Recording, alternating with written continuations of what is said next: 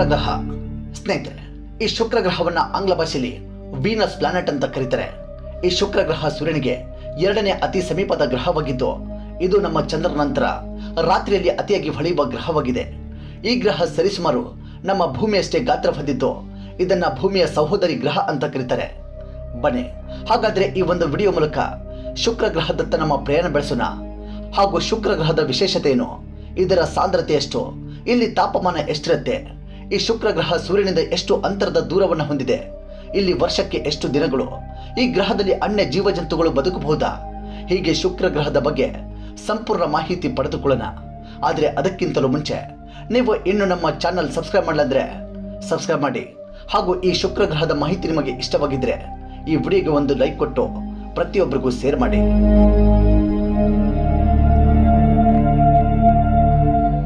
ಸ್ನೇಹಿತರೆ, ನಮ್ಮ ಸೂರ್ಯನಿಗೆ ಎರಡನೇ ಅತ್ಯಂತ ಹತ್ತಿರದಲ್ಲಿರುವ ಗ್ರಹ ಅಂದ್ರೆ ಅದು ಶುಕ್ರ ಗ್ರಹ.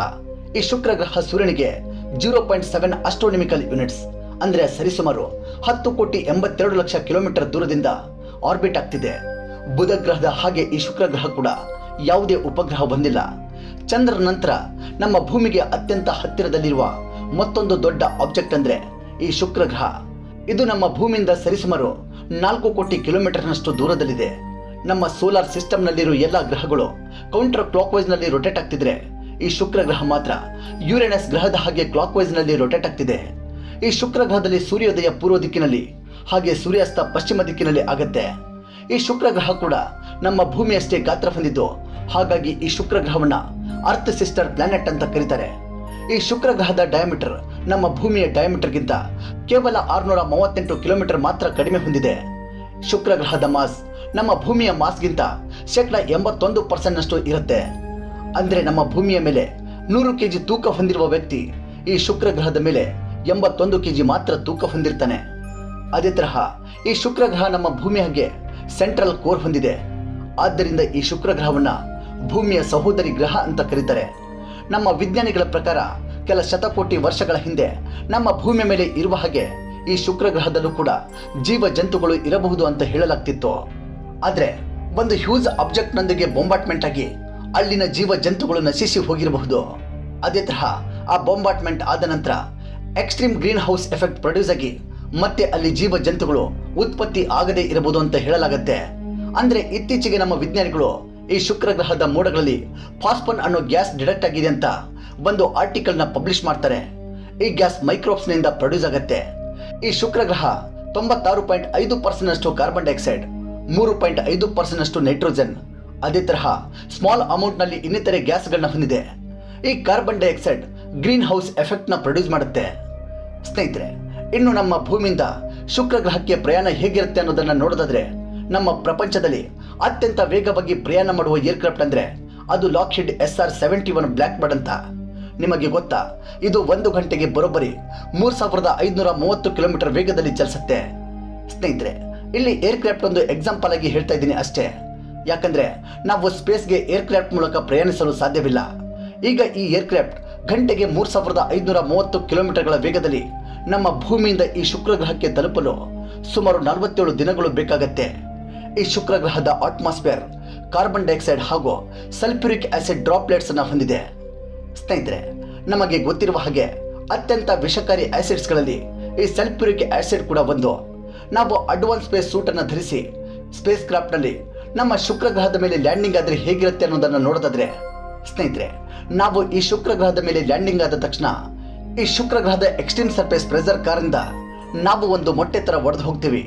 ಯಾಕಂದ್ರೆ ಅಲ್ಲಿ ಸರ್ಫೇಸ್ ಪ್ರೆಷರ್ ನಮ್ಮ ಭೂಮಿಗಿಂತ 92% ಗಿಂತಲೂ ಹೆಚ್ಚಾಗಿರುತ್ತೆ.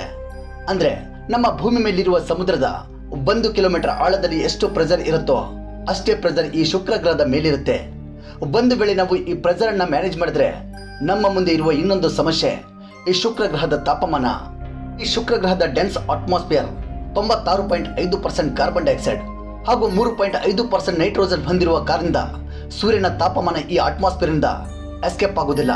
ಈ ಹೀಟ್ ಕಾರಣದಿಂದ ಶುಕ್ರ ಗ್ರಹದ ಸರಾಸರಿ ತಾಪಮಾನ ನಿರಂತರವಾಗಿ ಹಗಲು ರಾತ್ರಿ ಅನ್ನದೇ 462 ಡಿಗ್ರಿ ಸೆಲ್ಸಿಯಸ್ ಆಗಿರುತ್ತೆ. ಹಾಗಾಗಿ ಈ ಶುಕ್ರ ಗ್ರಹವನ್ನ ನಮ್ಮ ಸೌರಮಂಡಲದಲ್ಲೇ ಅತ್ಯಂತ ಹಾಟೆಸ್ಟ್ ಪ್ಲಾನೆಟ್ ಅಂತ ಕರೆಯಲಾಗುತ್ತೆ. ಅದೇ ತರಹ ಈ CO2 rich atmosphere extreme green house effect ಉತ್ಪತ್ತಿ ಮಾಡುತ್ತೆ. ಈ ಶುಕ್ರ ಗ್ರಹ ಪ್ರತಿ ಗಂಟೆಗೆ 1624 ಕಿಲೋಮೀಟರ್ಗಳ ವೇಗದಿಂದ ಸೂರ್ಯನ ಸುತ್ತ ಸುತ್ತುತ್ತಿರುತ್ತದೆ. ಆದರೆ ಅದರ ಸುತ್ತ ಅದು ತುಂಬಾ ನಿಧಾನವಾಗಿ ಸುತ್ತುತ್ತಿರುತ್ತದೆ. ಈ ಶುಕ್ರ ಗ್ರಹ ಅದರ ಸುತ್ತ ಒಂದು ಬಾರಿ ಸುತ್ತೋದಕ್ಕೆ 243 ದಿನಗಳು ಬೇಕಾಗತ್ತೆ. ಸ್ನೇಹಿತರೆ, ನೀವು ಈ ಶುಕ್ರ ಗ್ರಹಕ್ಕೆ ಹೋದ್ರೆ ನಿಮ್ಮ ಮುಂದೆ ಏನಿದೆ ಅಂತ ನಿಮಗೆ ಕಾಣಿಸೋದಿಲ್ಲ. ಇದಕ್ಕೆ ಕಾರಣ ಥಿಕ್ ಯೂಸ್ ಅಟ್ಮಾಸ್ಫಿಯರ್. ಹಾಗೇನಾದ್ರೂ ಆ ಪ್ರೆಷರ್ ಮತ್ತೆ ಟೆಂಪರೇಚರ್ ಅನ್ನ ಮ್ಯಾನೇಜ್ ಮಾಡ್ಕೊಂಡು ಮುಂದೆ ಹೋದ್ರೆ ನಿಮಗೆ ಪ್ರತಿ 10 ರಿಂದ 15 ಕಿಲೋಮೀಟರ್ಗಳ ದೂರದಲ್ಲಿ ವಿಷಕಾರಿ ಅಗ್ನಿ ಪರ್ವತಗಳು, ಹ್ಯೂಜ್ ಇಂಪ್ಯಾಕ್ಟ್ ಕ್ರಿಯೇಟರ್ಸ್, ಮ್ಯಾಶೋ ಅಲ್ಕನಿಕ್ ಪ್ಲೇಟ್ಸ್ ಕಾಣಿಸಿಕೊಳ್ತವೆ. ನಮ್ಮ ವಿಜ್ಞಾನಿಗಳ ಪ್ರಕಾರ ಈ ಶುಕ್ರ ಗ್ರಹದಲ್ಲಿ 1,50,000ಕ್ಕಿಂತಲೂ ಹೆಚ್ಚು ಅಗ್ನಿ ಪರ್ವತಗಳಿವೆ ಅಂತ ಹೇಳಲಾಗತ್ತೆ. ನೀವು ಸುತ್ತಮುತ್ತ ಎಲ್ಲಿ ನೋಡಿದ್ರೂ ಕೂಡ ನಿಮಗೆ ಏನೂ ಕಾಣಿಸುವುದಿಲ್ಲ. ಒಂದು ವೇಳೆ ನೀವು ಅಲ್ಲಿಂದ ಆಕಾಶಕ್ಕೆ ನೋಡಿದ್ರೆ ನಮ್ಮ ಸೂರ್ಯ ಆ ಬಿಸಿಯಾಗಿರುವ ದಟ್ಟವಾದ ಮೋಡಗಳ ಹಿಂದೆ ಒಂದು ಬ್ರೈಟ್ ಬ್ಲರ್ ಆಬ್ಜೆಕ್ಟ್ ತರ ಕಾಣಿಸಿಕೊಳ್ತಾನೆ. ಅದೇ ತರಹ ಈ ಶುಕ್ರ ಗ್ರಹದಲ್ಲಿ ಅತ್ಯಂತ ವಿಷಕಾರಿ ಆಸಿಡ್ಸ್ ಆದ ಸಲ್ಫ್ಯೂರಿಕ್ ಆಸಿಡ್ ನ ಮಳೆ ಬೀಳುತ್ತೆ. ಆದ್ರೆ ಈ ಶುಕ್ರ ಗ್ರಹದ ಅತಿಯಾದ ತಾಪಮಾನದ ಕಾರಣದಿಂದ ಆ ಸಲ್ಫ್ಯೂರಿಕ್ ಆಸಿಡ್ ಸರ್ಫೇಸ್ ನಿಂದ 16 ಮೈಲ್ಸ್ ಮೇಲನೆ ಆವಿಯಾಗಿ ಹೋಗುತ್ತೆ. ಈ ಶುಕ್ರ ಗ್ರಹದ ಮ್ಯಾಗ್ನೆಟಿಕ್ ಫೀಲ್ಡ್ ತುಂಬಾ ವೀಕ್ ಆಗಿರುತ್ತೆ.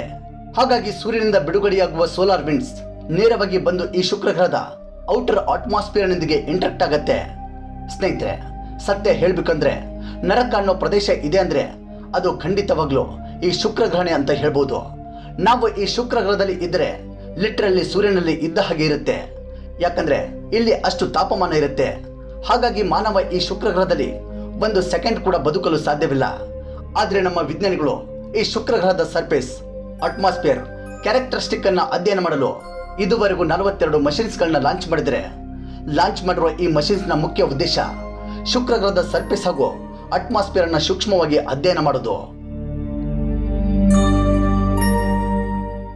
ಸ್ನೇಹಿತರೆ, ಇದು ಶುಕ್ರ ಗ್ರಹಕ್ಕೆ ಸಂಬಂಧಪಟ್ಟ ಸಂಪೂರ್ಣ ಮಾಹಿತಿ ಅಂತ ಹೇಳ್ತಾ, ಈ ಮಾಹಿತಿ ನಿಮಗೆ ಇಷ್ಟವಾಗಿದ್ರೆ ಈ ವಿಡಿಯೋಗೆ ಒಂದು ಲೈಕ್ ಕೊಡೋದನ್ನ ಮರಿಬೇಡಿ. ಹಾಗೂ ಇದೇ ತರಹ ಮುಂದಿನ ವಿಡಿಯೋಗಳಿಗಾಗಿ ನಮ್ಮ ಜೀವನ್ ಜ್ಯೋತಿ ಕನ್ನಡ ಚಾನೆಲ್ ಸಬ್ಸ್ಕ್ರೈಬ್ ಮಾಡಿ ಹಾಗೂ ಪಕ್ಕದಲ್ಲಿರುವ ಬೆಲ್ ಐಕಾನ್ ಪ್ರೆಸ್ ಮಾಡಿ. ಧನ್ಯವಾದಗಳು.